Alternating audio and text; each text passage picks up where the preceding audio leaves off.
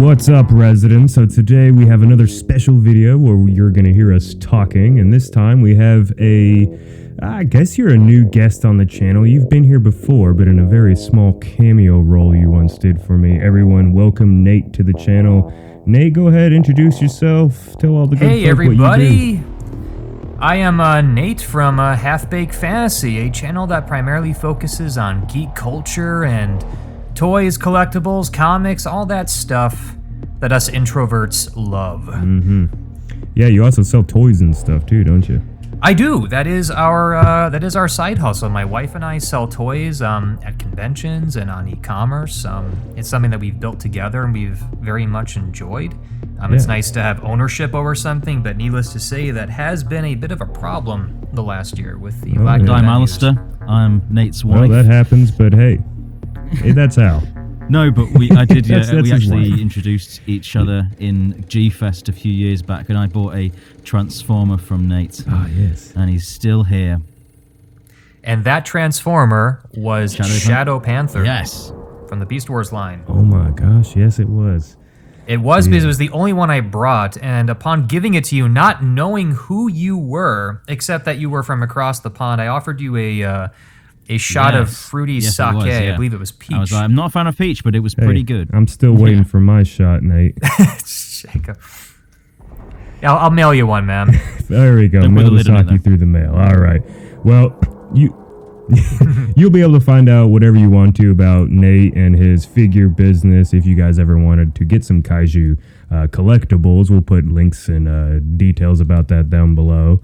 So anyway, while you guys are all here right now, we're going to talk about the legacy of the MonsterVerse so far. We don't know what future it has, but we're going to talk about what those 4 films made by Legendary, how they stack up, I guess, in time, in history of films and movies. So, Nate, once again, since you're, new to this here, how do you think the MonsterVerse kind of compares to Godzilla's past? All the separate Toho errors and even 1998 Godzilla and everything. How do you think it stacks up?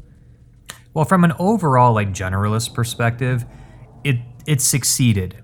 I think I really appreciate the coherent, mostly coherent. There were some WTF moments in these movies, but it wouldn't be a Godzilla movie without those. I appreciate the coherent storyline and how each film led into another. It's not always necessary. I don't mind when films are just one-offs, like Shin Godzilla. Even Godzilla 98, as inferior of a movie as I think it was in terms of a Godzilla film, it told a complete story, and I appreciated it for what it was. But yeah, overall, I was satisfied, I think. What about you guys? Al, you want to go? Thank you. I think I've made my opinion on MonsterVerse pretty clear. It's probably one of the most, biggest, most enjoyable things that I've probably ever seen. It's one of the most things I've looked forward to in my whole life. The biggest film series, because obviously I've been a Godzilla fan my whole life. I wouldn't have started this channel without it. But the MonsterVerse has basically fueled it even more. It's like when you thought the series was over, after Final Wars, it was like, oh, it's called Final Wars. I guess that's the last thing. And boom! Here's Godzilla again, but it's cool and realistic, and it's got Aaron Taylor Johnson in it. And it's like, oh my god, this is the best thing I've ever seen. So yeah, I think it's left a pretty big impact on me, and I've enjoyed it pretty much throughout. Yeah, definitely. It's probably left an impact on a lot of people, a lot of young people. If you were born in any year, after 2000, sure, Final Wars and a few other, Toho Godzilla movies came out during that time period, but you were a little kid, probably don't remember any of them. So, unless you're our age, pushing to be old folk, you might not know too much about, Godzilla movies. And even if you did know about them, you're probably just going to be like, oh, these are cheesy because, that's just, you didn't grow up with that. Even though during the time that was kind of state of the art, how they used to make Godzilla movies. So the MonsterVerse is special, whether you like it or not. That's the thing. I remember when I was coming out of King of the Monsters and I was in the theater. and like just they had like all these big standees of King Ghidorah and Godzilla and stuff. And I remember I was walking through the big ass cinema, and there was just little kids playing around, like pretending to be Ghidorah, like using both their arms as like the three heads, and people were pretending to be Rodan. And there's just loads of people just playing and laughing and having fun and talking about Godzilla. And that's like the first time I've ever really seen that, and it was pretty magical actually. And it made me realize that this is their thing. This is the thing they're growing up with, and this is the thing they're going to love for their whole lives potentially. And just like I watched the Godzilla films of old on VHS when I was younger, and that's been my thing for my whole fucking life. I swore. You can bleep that out. For sure, yeah. But that also brings up this point right here, and this is something I've seen a good bit of, having a YouTube channel that has, Godzilla as a focus. And Nate, I really want you to kind of talk about this, because I feel like you get this the most. And so I've seen it from, like I said, a bunch. Why does it seem like old school Godzilla fans, specifically Toho and, that whole style of filmmaking, why does it seem like a lot of them tend to dislike the MonsterVerse? Is it jealousy? Is it spite? Or like, what is it, you think? Well, not at all. I would say never underestimate the power of nostalgia. Like the impression that makes, especially on like a young child, is profound. You realize that ultimately, these creatures, these characters, they're not real. So don't ever take it personally. But for example, my favorite movie of all time is King Kong 1933. I think it's a fantastic movie. I love that movie. Yes, I think it's a fantastic movie. Well. Takes you to a place that doesn't exist. Yes, and you have an adventure that you could never have. It covers the 3Ds, which is keep it distant, difficult, and dangerous. I love the movie. And if someone says to me, that movie sucks, I like the Peter Jackson movie better. There's a piece of me that gets a little emotional about that, because it's like, when I saw that when I was like 5 years old, it changed my life. I knew I wanted to create something. I didn't know what. And I fell in love with the story and the idea of giant monsters. Kong was my introduction to it. And that's nostalgia, man. So from a technical standpoint, it's not a matter of which is superior. To me, it's a matter of which tells the story better. If tokusatsu, traditional tokusatsu, can do it, then that's fantastic. Kind of like how the Gamera trilogy did it, where when it was necessary, they added in CGI tastefully, but for the most part, when it was necessary, like for a Gamera flying scene or a transformation scene, or to make multiple fireballs shoot out a little more reliably on screen, then they did it. But I would also say relying heavily, too much on CGI, we all know that it's not real. And then even something as simple as like faking sunlight, it's difficult to know. There's this uncanny valley that's still very difficult to cross. I think that it's a matter of that nostalgia just creates this loyalty. It's like it's tokusatsu or nothing. And then for the latter group, it's CGI or nothing. I'm in the middle where I'm saying, look, whatever tells the story better. And if we're talking fight scenes, I'm not saying it's impossible, but that fight scene between Ghidorah and Godzilla in the third act, I don't know how you would have done that exactly the same way with Suitmation. Same thing with the Godzilla versus Kong fight in Hong Kong. I'm not saying it's impossible. I'm just saying I don't know if you could do it. I don't have the answer there. So to me, CGI is the way to make that story unfold. But but just to circle back and to summarize, I think it's nostalgia and I think it's just loyalty. But I do think it's a shame that people take it so personally. People take it just makes the community smaller when you take it personally. Take from the films at the end of the day. Like I think even though some of the old films are cheesy, there's a lot of subtext hidden within them. Even Godzilla All Monsters Attack, where it's the worst thing probably ever made. Just using clips from other Godzilla movies. At its heart, it's still a story about a kid that dreams for like his parents, basically, because it was in a time when all Japanese parents, especially, were at work all the time. So they had no time for their children, and that's essentially what the film's about. Like just losing the opportunity to be with your kids, and it's about the kids being bullied and all that. Or Godzilla versus Hedorah, where it's about pollution. There's so many different things you can get from each movie, and I think people really respect that in regards to the Showa films, at least. And I think people really look in depth into that, and they're willing to look aside of the, the obvious, very skillful tokusatsu work, which is just a very different, process to CGI. It portrays story differently, but, it's just a matter of perspective, isn't it? People are willing to look aside that to look more in depth in what most people would see as a cheesy film.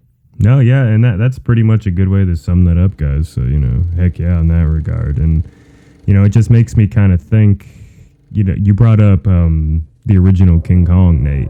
Wonderful movie, almost 100 years old. It could very well be just as exciting. If you haven't watched that movie, please go try to get a hold of it and watch it. But do you think, I guess you kind of already answered this, so do you think like it hasn't, the MonsterVerse hasn't hurt these iconic characters' legacy at all? You don't think that people are going to look at Godzilla or King Kong differently like the old movies because we have these two literally, what's a good word, bombastic adaptations? This is a 400 almost 400 foot tall Godzilla and King Kong, and they've never really been like that before. And do you think it's gonna 100 years from now, do you think people are just gonna completely forget about all the old Godzilla and King Kong movies and just a hard no on remember that? the MonsterVerse? What happens is that's why these studios are more, part of it's laziness, but that's also why studios are interested in rebooting things.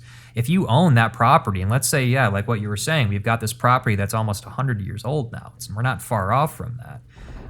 People remember that there is a King Kong. They remember that there is a Godzilla. And it's no coincidence that, in the last, I would say, 4 to 5 years or so, you've seen old movies, like the Godzilla box set, the Ultraman collections, Zyuranger, all that stuff, and re-releases of like the 76 King Kong movie. I believe there was a Blu-ray release of that. Those probably wouldn't have happened without the rejuvenated interest in the property. I don't think it hurts the legacy, and I think it makes people more curious about it. There's a positive correlation there between when people invest their time in the new movies and the increased sales of and views of the older I get you, content. Because every new person that comes around, you become a super fan, and then you want to go and learn more about it. I'm a kind of a prime example of that because, I was introduced to Godzilla during the 90s when I was a little kid, and for the first little while, all I really liked was just, I'll be honest, like Godzilla as the character. I was too young to kind of comprehend what a good or bad or what type of movie I liked at that time. All I knew is that I loved the big green G-Man or gray or whatever color he is, green gray.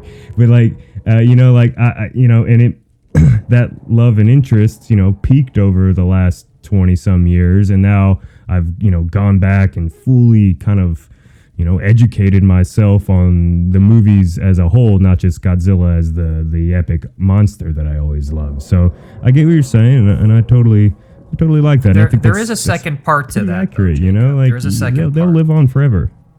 It is still possible to do damage to either of these characters. An example would be like the 98 film. I'm not saying that, and it has its fans, okay? And I watched it recently. It's not as bad as I remember. But what did that movie did damage to the Godzilla name. The Godzilla name, the franchise lost equity. And part of that was not necessarily because Godzilla looked different. I would say like probably the hardest thing to accept back then was seeing Godzilla just get killed by a couple rockets. That's not in Godzilla's character. It's not that easy. Yeah. Okay. The same thing would be true of King Kong. Like instead of a giant uber ape, he's like a giant, squirrel monkey. You'd be like, that's not King Kong. But they would say, well, that's our vision for King Kong. I'm like, but it's not the character. I'm not saying he can't look different. He does look different, and I think that's actually a good thing. In this movie, it makes more sense the way he looks. But those sorts of moves could do harm, and I think they always have to watch out for that. I mean, look what happened with Star Wars. Although Star Wars is more about a long continuity here, so it has a long legacy. And for that studio then go back and say all that stuff that you loved and enjoyed and that you threw your money at to support the franchise, all these notes don't matter anymore. The moves like that could do damage. Or, having characters like, Luke Skywalker, for example, just behave totally opposite of how they would normally act and ultimately become the antithesis of themselves. So if they make a move that results in Godzilla or Kong becoming their antithesis, they're putting the franchise and the equity of the franchise at risk for the future. But right now, I think they're in a very good position to continue telling more stories. Yeah, thankfully they've been nothing but respectful to the legacy of the franchise. I think so. And that's mainly because they've hired fans. The producers are fans, the directors are fans. They've clearly got a lot of people that like the series and respect the series. Yeah, definitely. And this makes me think, because you just said it leads up to like a good future potentially with what they've done with the MonsterVerse. What do you think now that the MonsterVerse's original quadrilogy is done? Like, what could this all lead to? Just recently, and I'll like throw some little curveballs at you guys just to kind of get your brain juice flowing. During the Olympics, I seen this Taco Bell kaiju kind of themed commercial for just French fries. Did you see that? Yes. Yeah, I want to see that. I want to see that as an anime series. And that was amazing. They probably spent a ridiculous amount of money because commercials are so lazy these days. But like they pretty much made an anime of like these people fighting kaiju and stuff. And I'm like, all right, so cool. Kaiju are kind of becoming mainstream if Taco Bell is making their French fries into a kaiju commercial.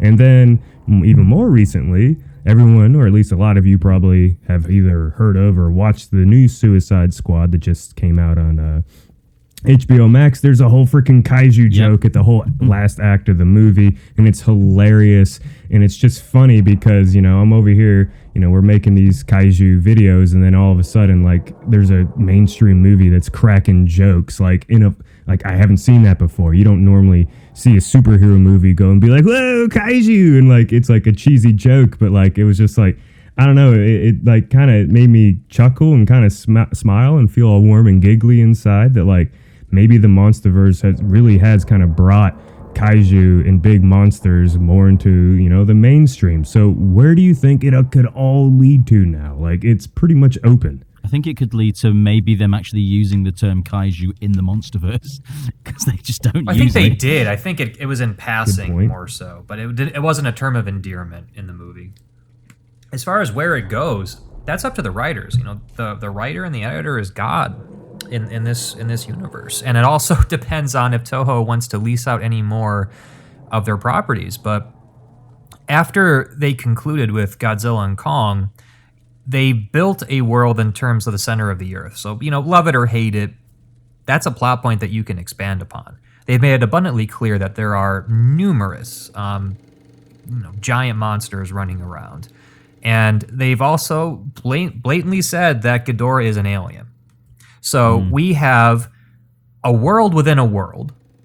We have giant monsters running around, both in the center and above. And we have monsters coming in from other planets. It's like, where do you want it to go is the real question, and that depends on the writers, and they can make up new stuff too.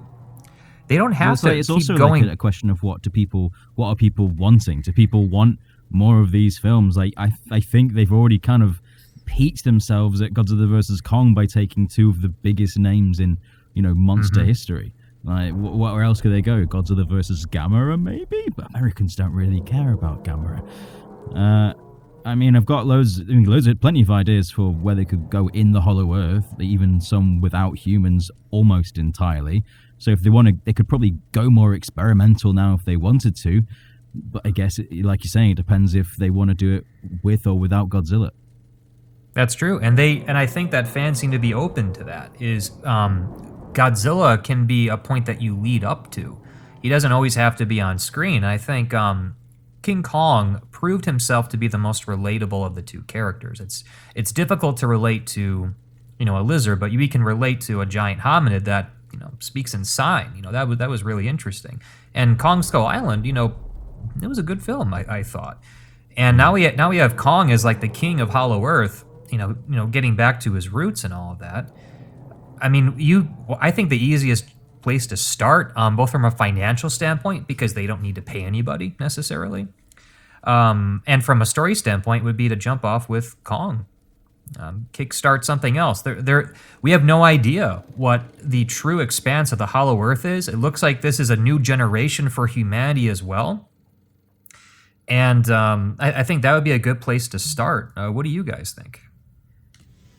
Yeah, as far as story-wise goes, they could really go anywhere. And I think they've already kind of established that, Godzilla vs. Kong was kind of a test to see if a giant CG animal kind of hominid can lead a story. And honestly, I could have watched another half hour of Kong just magically having his little trippy voyage through the Hollow Earth and being completely fine with it. Yeah, that part was just like I could have kept following him. So that's kind of what Al was making a good point. Like, you've already had the two most popular giant monsters of all time fight each other. How can you really surpass that? And honestly, it's just to make a really kick-ass movie that just looks badass, and with Kong at the helm, and eventually you could throw back Godzilla into it. But Kong Skull Island proved that Kong can lead a story and do badass at it. I mean, it's still the highest. I mean, I'm sure Godzilla vs. Kong would have beat it if, the pandemic wasn't around and, whatever. But, like, I think Skull Island is still the most successful, at least, theatrically, roughly. Yeah, theatrically. So I think that would potentially be a route. Kong's going to lead the story if the story continues. But, since we're talking about legacy, though, it's like, do you take more influence from the past, say, including older monsters? And that's the question. Do people care about these older monsters? Do you just include them as kind of like cameos? Like, do you just put Gigan in there for a little bit just because it makes the fans happy and other people kind of go, oh, that was a cool fight, don't think anything else of it? Or do you build up, say, Gigan for an entire movie and have him be the big bad guy? It's like, what do you do with so much history? Like, obviously, like we were saying, these people honestly care about the history. Yeah, I don't know. Like, Nate made a good point. You have to pay for all those old characters. And going back on the first two, Godzilla and Kong Skull Island, the Mutos and the Skullcrawlers are brand new monsters, and the movies were, hits. And then they go and they introduce the classic, the cream of the crop of the Toho Godzilla monsters, and, a lot of people aren't able to connect with it. So I think it would be cool to throw in little nifty kind of cameos and stuff, kind of like what they did with Mechagodzilla, because he was just in there for a little bit and they didn't really focus on him.